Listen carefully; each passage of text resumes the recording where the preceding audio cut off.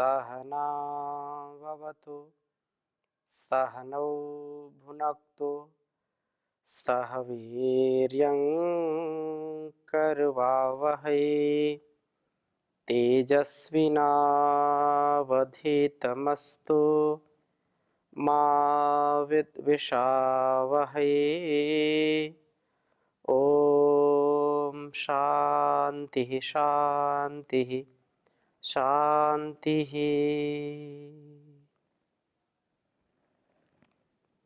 वेदों में मन का स्वरूप इस विषय में चर्चा चल रही है और निरंतरता के साथ सैकड़ों मंत्रों का हमने अभी तक स्वाध्याय किया कि हमारा मन कैसा होना चाहिए। घर के संबंधों में माता पिता पति पत्नी भाई बहन भाई या मित्र या पुत्र पुत्री, इन सब के मन में कैसा भाव होना चाहिए और संसार का उपकार किस दृष्टि से हम कर सकते हैं, उस दृष्टि को भी सन्मुख रख करके हम जब निरंतरता पूर्वक अपने सुकर्मों का अनुष्ठान करते हैं तो ये हमको सुकर्म उन्नति की ओर ले जाते हैं। उससे राष्ट्र भी उन्नत होता है, व्यक्ति समाज भी उन्नत होता है। किसी भी प्रकार से यह जीवन हमको निरर्थक नहीं बनाना, अर्थात हम तन से मन से उन्नत हों, अर्थात अवनति को प्राप्त ना करें, उसके लिए कल्याणी वेदवाणी का नित्य प्रति स्वाध्याय करना, इसको समझना जानना और जीना, जिससे हम स्वयं सदा ही यशस्वी हों, कभी भी जो है निराशा हताशा या गफलत में उलझन में समस्याओं के बीच में भी कैसे हम अपने को संतुलित बनाकर रख सकते हैं, अपने जीवन को और जगत को संतुलन से युक्त करके जीवन और जगत का कल्याण करना, उसके विषय में चर्चा की है।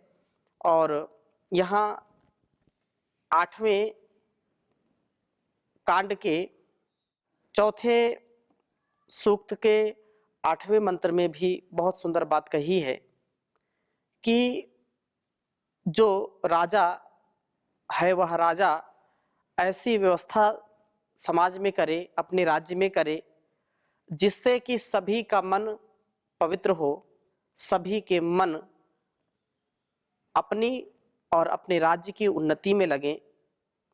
कहा कि यो मा पाकेन मनसा चरंतम अभिचष्टे अनृत भीर वचोभि अपा इव काशिना संगृभीता असन्नस्त्वासत इंद्र वक्ता। जो पाकेन मनसा पवित्र मन से चरंतम व्यवहार करते हुए मुझे अनृते भी वचो भी असत्य दोष से अभिचष्टे दोषारोपित करता है, वह असतः वक्ता असत्य बोलने वाला असम अस्तु अविद्यमान सत्ता वाला हो जाए, अर्थात वह नष्ट हो जाए।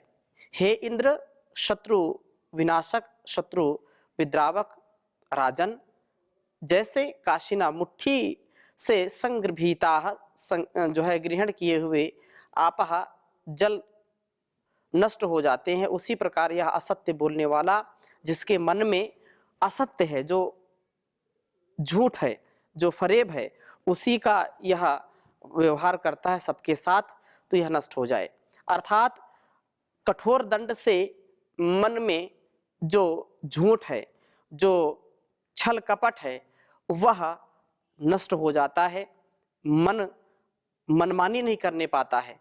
एक राजा का भी कर्तव्य है कि राजा और जो प्रजा है उनके संतुलन बने हों, उनके जो जो उत्तरदायित्व हैं, जो कर्तव्य हैं, उन कर्तव्यों में मन में भय हो, डर हो कि अगर मैं अन्याय करूंगा, अधर्म करूंगा, यदि मैं असत्य बोलूंगा तो निसंदेह मेरा पतन होगा, मुझको कठोर दंड मिलेगा।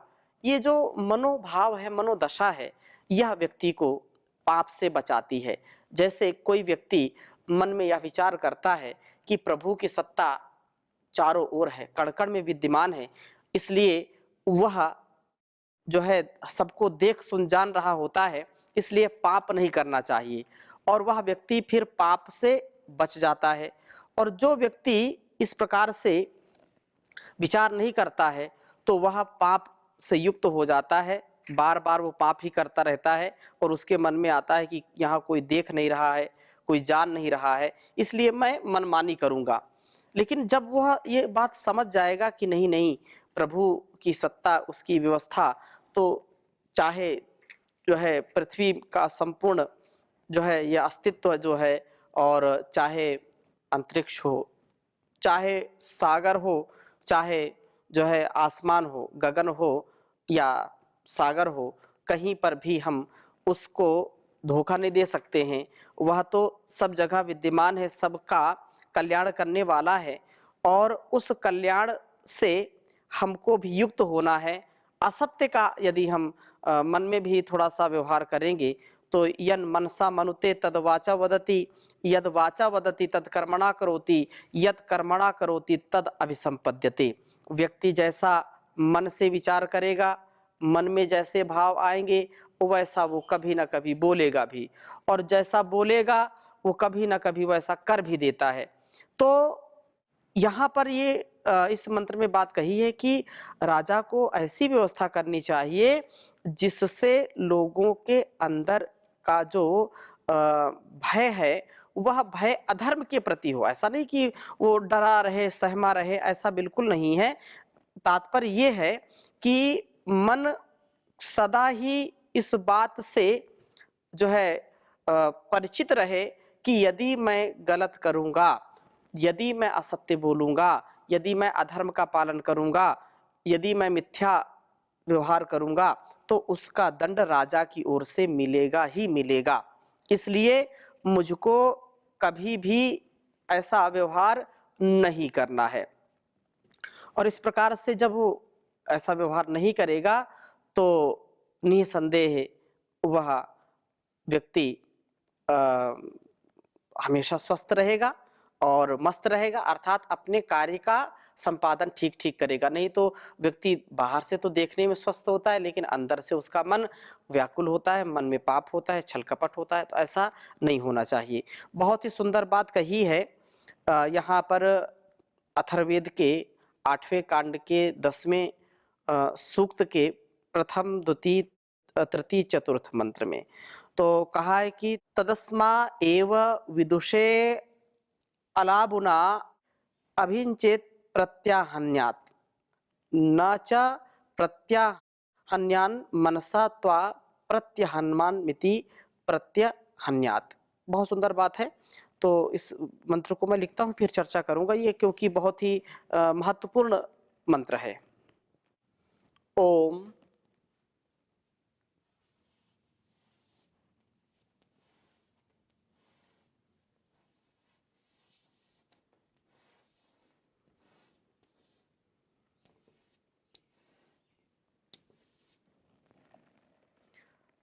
तद्यस्मा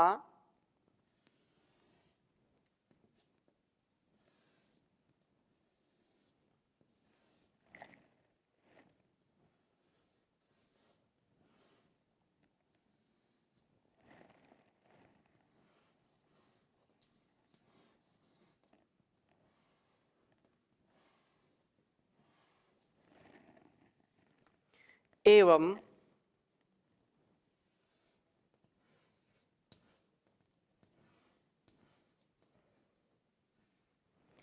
तदस्मा एवं विदुषे लाबुना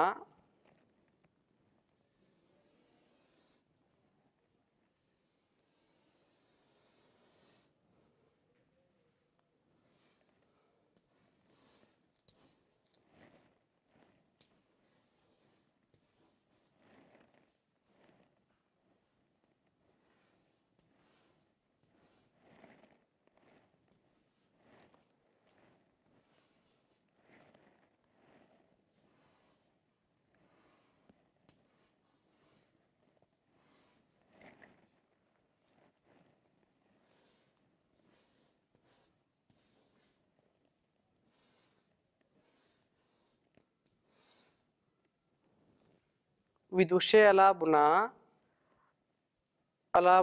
अभिषिञ्चेत्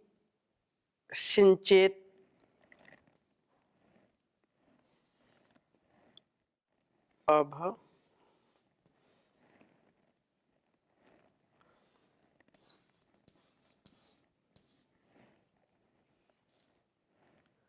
अलाभिषिञ्चेत्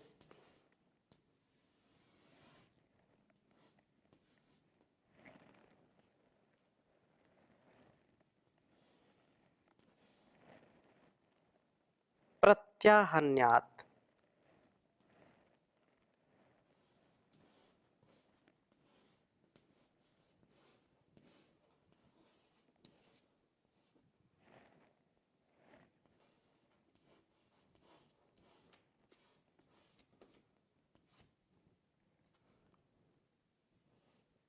प्रत्याहन्यात्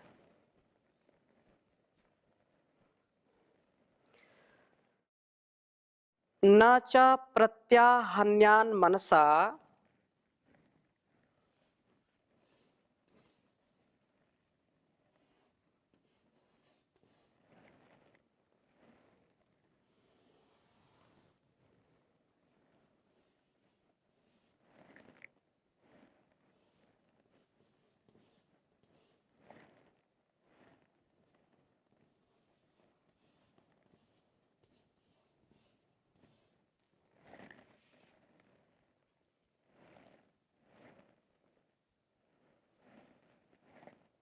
हन्यान् मनसा त्वा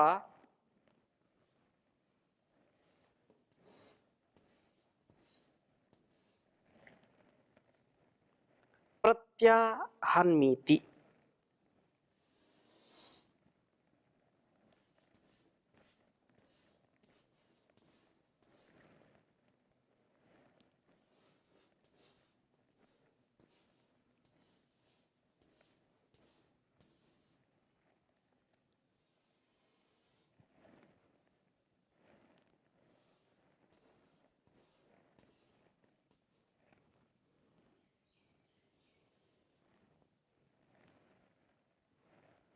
प्रत्याहन्यात्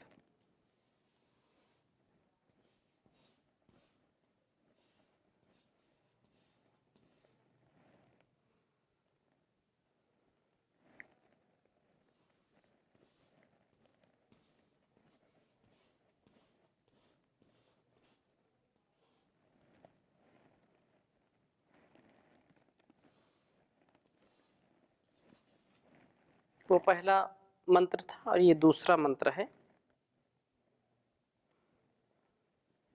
छोटे छोटे मंत्र हैं इसमें। फिर आगे कहा है यत् प्रत्याहन्ति, एक दूसरे से जुड़े हुए मंत्र हैं ये।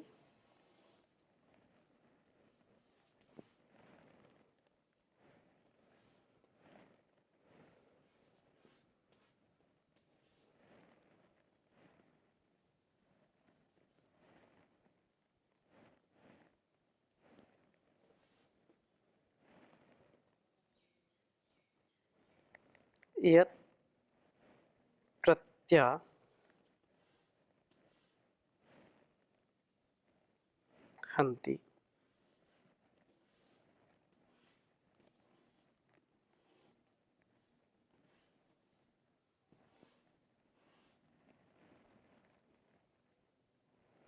विषमेव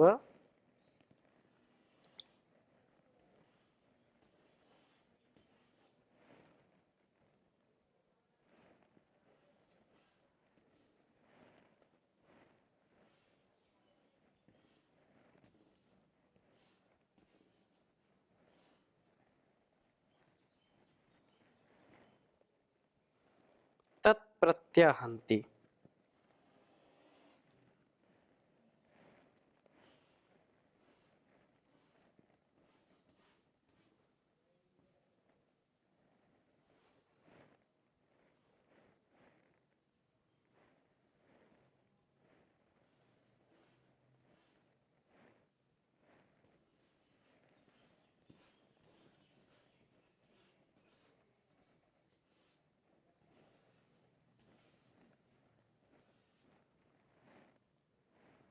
ये तीसरा मंत्र है इसका।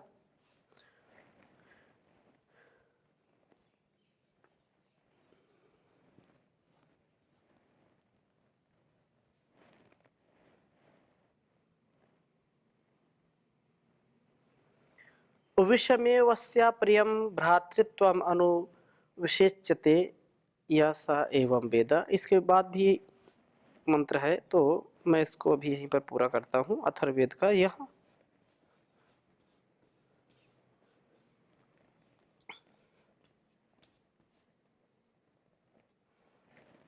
8वें कांड का 10वां सूक्त है। उसके ये 1 से 4 मंत्र हैं। बहुत सुंदर मंत्र है ये। ओम तदस्मा एवं विदुषे अलाबुनाभाषिञ्चेत् प्रत्याहन्यात् न च प्रहत्याहन्यात् मनसा त्वा प्रत्याहन्मीति प्रत्याहन्यात् यत् प्रत्याहन्ति विषमेव तत् प्रत्याहन्ति विषमेवास्या प्रियं भ्रातृत्वमनुविषिच्यते या एवं वेद। यह चौथा मंत्र मैंने नहीं लिखा है, इसमें लिखा है कि विषमेवास्या प्रियम भ्रातृव्यमनु विषिच्यते या एवं वेद। बहुत सुंदर बात है कि यस्मै जिस एवं विदुषे इस प्रकार जल के महत्व को समझने वाले व्यक्ति के लिए अला बुना न चूने के द्वारा उस जल का आपह रेतुभूत रेत कणों का अभिसिंचित सिंचन करे। अर्थात प्रभु कृपा से रेतः कण रूप इन जलों का अवस्रंसन न होकर के शरीर में अभिसिंचन हो। हमारा ब्रह्मचर्य बहुत ही व्यवस्थित हो। हम जो भी भोजन करते हैं, रसस्वादन करते हैं, तो उससे जो रस रक्त मांस मेद मज्जा अस्थि शुक्र वीर्य आदि जो धातुएं पुष्ट होती हैं, उनमें से जो अंतिम धातु है वह कभी भी जो है खंडित ना हो, कभी भी ब्रह्मचर्य खंडित ना हो। इन रेत कणों का जो है हमारे शरीर में ही अभिसेचन हो, इन्हीं के द्वारा हम अभिसिंचित हो, अभिषिक्त हो, हमारा पूरा शरीर बल से युक्त हो, अवस्रंसन ना हो, ये पतित ना हो, ये जो है रेत कण जो वीर्य है वो अनावश्यक भोगों में कहीं जो है बह ना जाए कहीं, क्योंकि जो जीवन है बिंदु के धारण करने से जीवन है और बिंदु के पतन से, बिंदु के गिरने से मृत्यु है। इसलिए इनका हमारे शरीर में ऐसा अभिसिंचन हो, अभिसेचन हो, जिससे मैं प्रत्याहन्यात प्रत्येक रोग का निवारण करता है जो व्यक्ति ब्रह्मचर्य का पालन करता है, और न प्रत्याहन्यात प्रत्येक रोग का विनाश जो ना भी कर पाए तो मनसा मन से तो प्रत्याहन्मी इति प्रत्याहन्यात। बहुत सुंदर बात कही है कि तुझे नष्ट करता हूं, इस प्रकार का नष्ट करने वाला हो, रोग से अभिभूत ना हो, बाहर के भोग से अभिभूत ना हो, बाहर के आकर्षण से व्यक्ति कभी भी डामाडोल ना हो। आकर्षण आएंगे, बहुत ज्यादा समस्याएं होंगी, परंतु उन सभी समस्याओं से जो है मुक्त होने के लिए मनसा मन से त्वा प्रत्याहन्मी इति प्रत्याहन्यात तुझे नष्ट करता हूं, इस प्रकार नष्ट करने वाला हो। और रोग से अभिभूत न हो करके वह रोग को अभिभूत करने वाला बने। मन से स्वस्थ हो जाने का पूर्ण निश्चय रखे मन में, और इस जीवन में कभी भी हम पतन को प्राप्त ना हो, मन से भी गलत विचार ना आए, क्योंकि मन में यदि गलत विचार आता है तो हम विचारों से गिर जाते हैं, व्यक्ति जैसा विचार करेगा उसका भाव वैसा ही बनेगा। और इसलिए कहा कि अवश्यमेव भोक्तव्यम कृतम कर्म शुभाशुभम न भुक्तम क्षीयते कर्म जन्म कोटि शतैरपि। हमारे कर्म के जो साधन हैं वो मन, वाणी और शरीर है। अगर हम मुख से कुछ बोलते भी नहीं, वाणी से भी नहीं बोलते हैं और करते भी नहीं है, लेकिन मन में यदि हम गलत विचार लाते हैं, गलत संस्कार हमारे अंदर आते हैं, तो गलत एक बार भाव आएगा आएगा तो शरीर को भी और मन को भी रोगी करके जाएगा। क्योंकि मन में बहुत पावर है, बहुत पावरफुल है ये मन, बहुत शक्ति से युक्त है, शक्ति संपन्न है, असीम सामर्थ्य इसमें है। तो एक तो ये है कि वो ब्रह्मचर्य का पालन करने वाला व्यक्ति हो, ब्रह्मचर्य से युक्त हो, जिससे रोग शरीर में आए ही नहीं। अगली बात यह है कि यदि शरीर में रोग आ भी गया है तो मन इतना प्रबल होना चाहिए, मन इतना सशक्त होना चाहिए कि उस रोग का वह विनाश करने का सामर्थ्य रखता हो। उस मन से वह इतना जो है मनस्वी व्यक्ति होना चाहिए कि उस रोग को अभिभूत करने वाला बने। क्योंकि मन में जो है बहुत सामर्थ्य है। मन में स्वस्थ हो जाने का पूर्ण निश्चय रखे। यत प्रत्याहंति, जो तत्व रोगों का नाश करता है, तत् वह विषम एव जल रूप रेत कण ही उन्हें प्रत्याहंति नष्ट करता है। वायु और जल और अग्नि, ये तीन ऐसे तो पंच जो महाभूत हैं वो तो सारे ही हमारे लिए अत्यंत कल्याणकारी हैं। इन पांचों में से एक का भी यदि असंतुलन होता है, क्षित जल पावक गगन समीरा पंच तत्व से बना शरीरा, ये जो हमारा शरीर है, ये पिंड है, इसमें यदि एक भी तत्व असंतुलित हो जाए, डिसबैलेंस हो जाए इनका, तो रोग से कोई बचा नहीं सकता, रोग होगा ही होगा।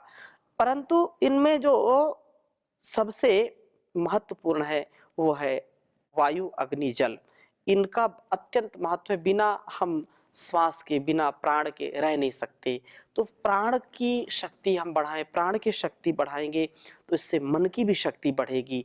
प्राण की शक्ति से फिर जो है जल, और जल से फिर अग्नि आदि का जितना भी संतुलन है, वो जो एक परिपाक है हमारे जीवन का, हमारे इन धातुओं का, वो जो है संतुलित होंगे। रोगों से बचाने का ये बहुत उत्तम उपाय है। और इस प्रकार से विषम जल जो रेत कणों के महत्व को समझा लेता है। अस्य, इसके अप्रियम भ्रातृव्य, अप्रीतिकर रूप जो शत्रु हैं, अनु अर्थात उनको लक्ष्य करके विषम एवं विशिच्यते, यह जल शरीर में सिक्त किया जाता है। अर्थात शरीर में तो ऐसे, शरीर कहें पृथ्वी कहें, तो शरीर में भी और इस पृथ्वी में भी लगभग 70% जल होता है। 70% जल की मात्रा होने से यह व्यवस्थित रहता है, और जब इसमें कमी आती है तो रोग हो जाते हैं। जल शरीर में सिक्त किया जाता है। शरीर सिक्त रेता कण रोग शत्रुओं के विनाश का कारण बनते हैं।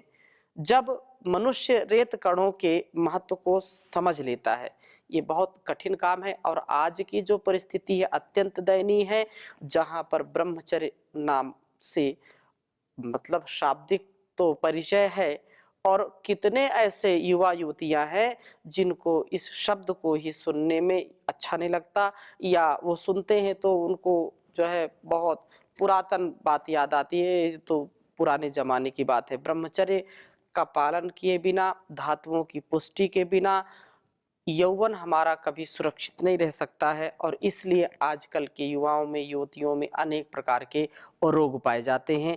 वो अच्छे माता पिता भी नहीं बन पाते, अच्छी संतानें भी नहीं होती हैं।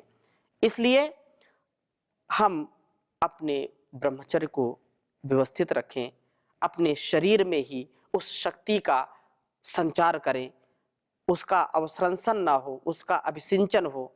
हमें शरीर में उसको सिक्त करना है। शरीर सिक्त रेतकण रोगों का विनाश करते हैं, और इनके रक्षण से रोगी का मन सदा जो है प्रसन्न रहता है, प्रसन्न बदन होकर के रोगाभिभूत नहीं होता है, रोगों से मुक्त और सुख, समृद्धि, आनंद, शांति से युक्त जीवन हो जाता है। तो मन पर हम अपने कंट्रोल रखें। आज की इस कक्षा को यहीं पर विराम देते हैं। शेष चर्चा अगली कक्षा में करेंगे। ओम शांति, शांति, शांति।